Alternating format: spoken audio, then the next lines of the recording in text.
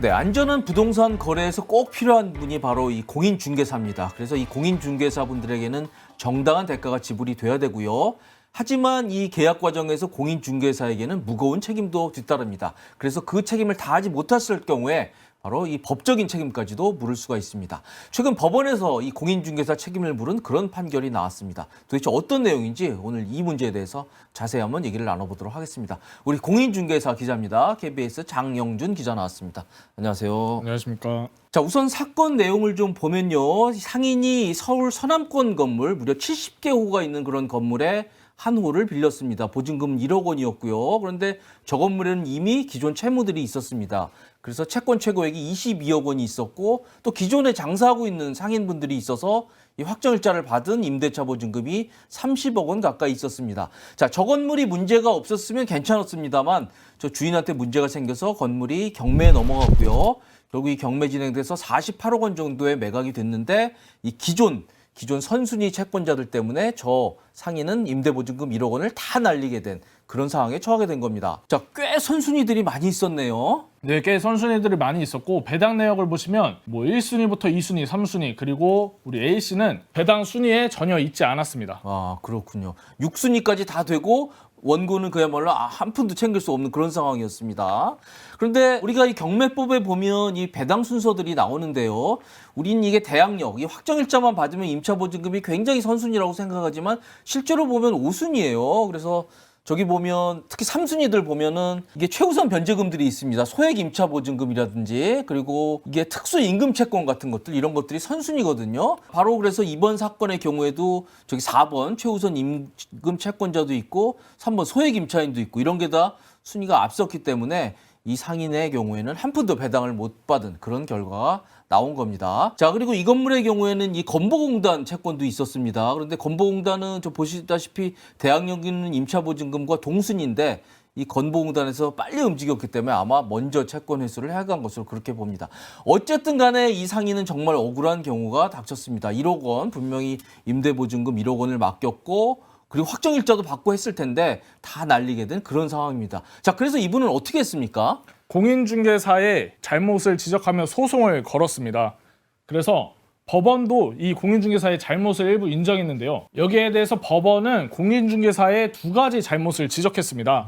첫 번째는 빌딩 호수가 무려 70개에 달하는데 70개 호실에 대한 선순위 보증금의 위험성을 상인에게 전혀 고지하지 않은 것을 지적했습니다. 그리고 소액 임차인에 대한 발생 가능성도 얘기하지 않았는데 이러한 경우에는 70개 호실이나 되면 사실 선순위에 누가 있고 당신이 나중에 이게 건물이 경매에 넘어갔을 때 얼마 정도의 배당을 받을 수 있다라고 안내를 해줬어야 되는데 이러한 안내를 전혀 하지 않았다는 겁니다.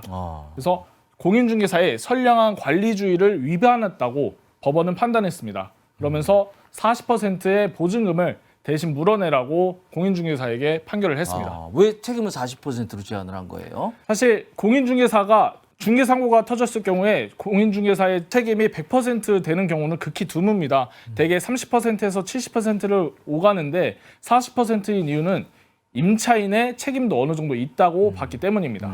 본인이 들어갈 때 본인도 확인을 해야 될 책임이 있다 이렇게 본 거네요.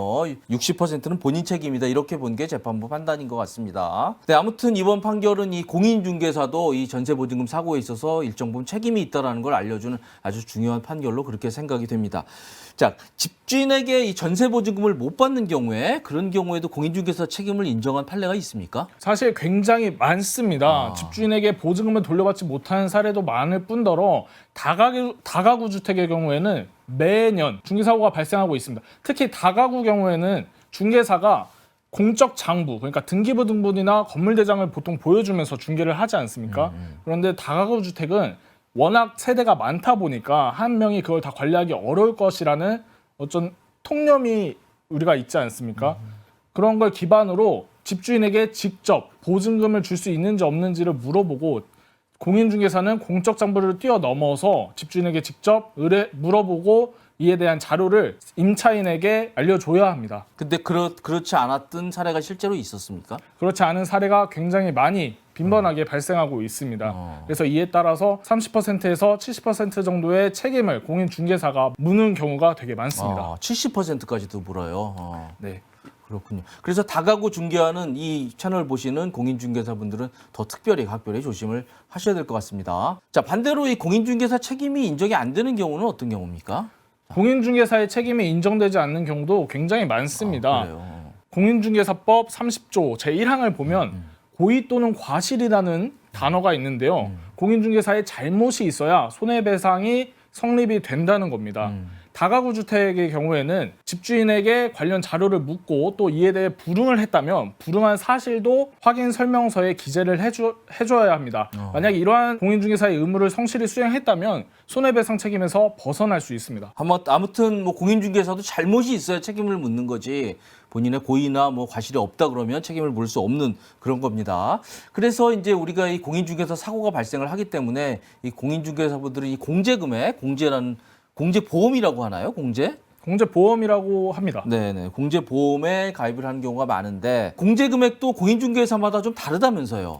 공인중개사마다 개인별로 다르게 설정할 수가 있습니다. 공인중개사는 예전에 작년까지만 해도 1억 원이 최소 금액이었는데 올해 들어서 2억 원으로 올랐습니다. 최대 4억 원까지는 가입이 가능한데요. 비용적인 문제나 실효성 측면에서 금액은 최소 금액으로 운영하시는 분들이 많습니다. 높은 금액을 설정한 공인중개사 같은 경우에 조금 더 안전하다 이렇게도 얘기할 수 있어요? 높은 금액을 받으면 아무래도 협회나 보증보험 회사에서 네. 보장해주는 금액이 있기 때문에 안전하게 받을 수 있다고 생각하시면 됩니다. 예, 그렇군요. 오늘 이게 알아본 이런 사건, 이런 중개사고를 좀 사전에 대비할 수 있는 그런 팁이 있을까요? 사전에 대비할 수 있는 팁이 있긴 합니다. 근데 먼저 알아두셔야 할 거는 사전적인 대처가 어렵고 사후적인 대처가 많다는 건데요. 네. 첫 번째는 공인중개사 사무소가 정상적으로 운영되고 있었던 곳인지 확인하는 방법입니다. 특정 포털 사이트에 들어가시면 공인중개사 사무소를 검색하시고 행정처분 이력이 있는지 확인하실 수 있습니다. 여기서 이력이 있다면 아무래도 문제가 있었던 곳이구나 생각하고 피하는 것도 하나의 방법일 수 있겠죠. 네, 그것도 조회가 가능하군요. 네, 그것도 조회가 가능합니다. 그리고 네이버 부동산이나 부동산 시세를 볼 수 있는 사이트들이 많이 있습니다. 이곳에서 최근 5개년간 매매가와 전세가 추이를 살펴보는 것도 전세 사기나 중개 사고를 미연에 방지할 수 있는 방법입니다. 네. 그래서 매매가가 전세가보다 낮거나 비슷한 경우에는 깡통 전세나 중개 사고를 의심하셔서 최대한 피해서 고르시는 게 제일 좋습니다. 네. 자, 공인 중개사분들 역시 사람이 하는 일이라 또 좋은 사람을 만나는 게 필요할 것 같은데 좋은 사람을 만날 요령 같은 것도 있을까요? 좋은 공인 중개사분들이 진짜로 우리 주위에 되게 많습니다. 중개 사고를 피하고 싶으시다면 토박이 공인중개사분들과 거래를 하시면 제일 안전한 방법이 될 수 있습니다. 이런 분들의 경우에는 갖고 있는 매물도 많고 거래했던 집주인들에 대한 사정도 자세히 알고 있는 경우가 많아서 중개 사고를 미연에 방지할 수 있습니다.